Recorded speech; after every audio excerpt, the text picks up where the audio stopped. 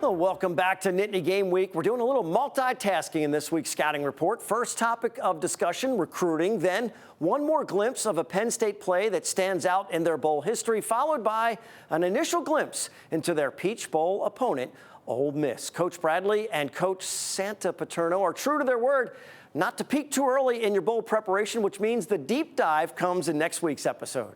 Well, we talked about a busy December, and this is all going to be highlighted here in the scouting report, and it starts with signing day. The early signing day was this week. Let's look at how Penn State did in this year's December signing day. The last 10 years, their average Big Ten rank has been 3.4, average nationally 14th.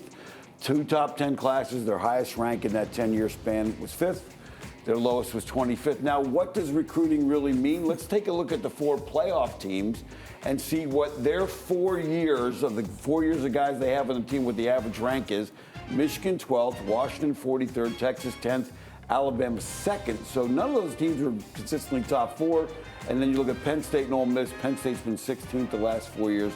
Ole Miss 32nd. Tom, you know what I think of those rankings. Oh, absolutely. Just throw them out the door. I don't care. At some point, you got to produce on the field. Just play.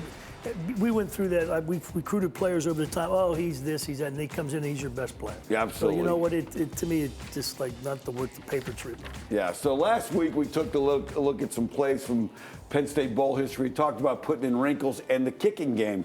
Here is a wrinkle in the kicking game from 1959. Penn State and Alabama, the first time Penn State played an SEC team in a bowl game. Fake field goal here. This guy, we're going to sneak a guy out, roll away, and this is the only touchdown in the game in the win in the Liberty Bowl against Alabama in 1959. So Galen Hall, the holder, puts the ball down, fakes it, swings it over there. They get people out, and you get the touchdown.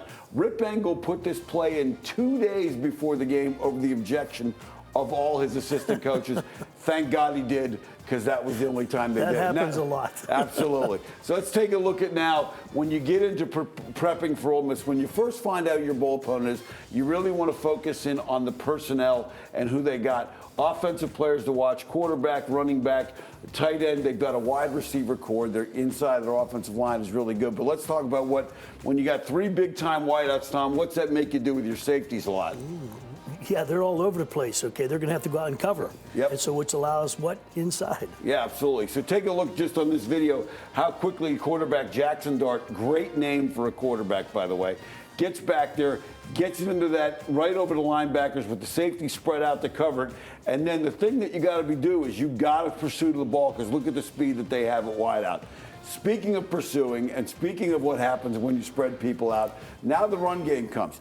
Their running back leads the SEC 795 yards after contact.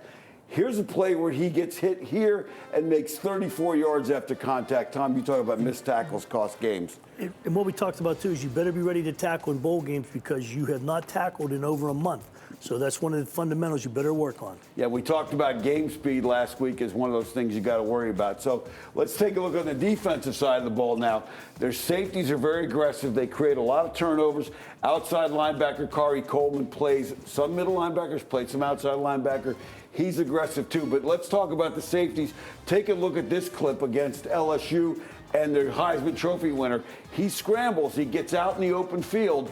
And now the safeties come up. They've been in coverage, and they make sure when they get there with some bad intent, and they are very good at creating turnovers. These 2 safeties have accounted for 9 or 10 turnovers this year, and ooh, that hurts. That's gonna leave a mark, I think, on Jaden Daniels.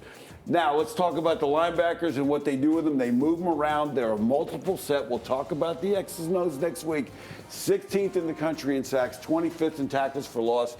Here's that linebacker coming up and makes immediate pressure on the quarterback. Tom, I know you used to like some of this stuff when you were calling defenses. I love some of this stuff, and I think one of the things that you just brought up, those safeties being able they can do, enables them to do different things up front, too. Yeah, and they're aggressive, and they want to create negative plays. Now, speaking of positivity and the season, I'm dressed as Santa. I'm a bit of an expert on Santa.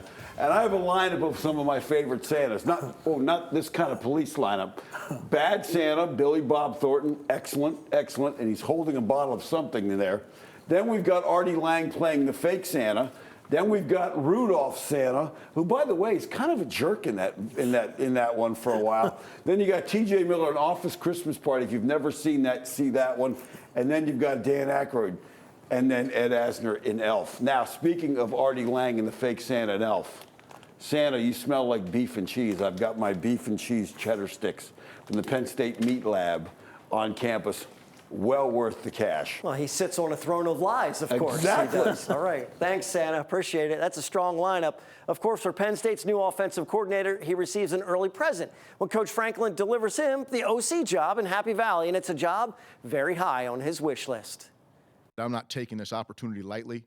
It's a big-time honor, right, for me to sit up here today and get a chance to interact with this fan base, this family, if you want to call it that, right? Okay. And it was something that if you would have asked me when I wanted to start coach college football where I'd want to coach or where I want to be the offense coordinator, I would have said this school. The coach will not call the plays at the Peach Bowl. He will be an interested observer to see how the guys perform on offense. Don't go anywhere. Our Impact interview is next with an Impact author and college football expert, Tony Barnhart. He has some recommendations for Penn State fans traveling down to Atlanta when we return. More Nittany Game Week after this.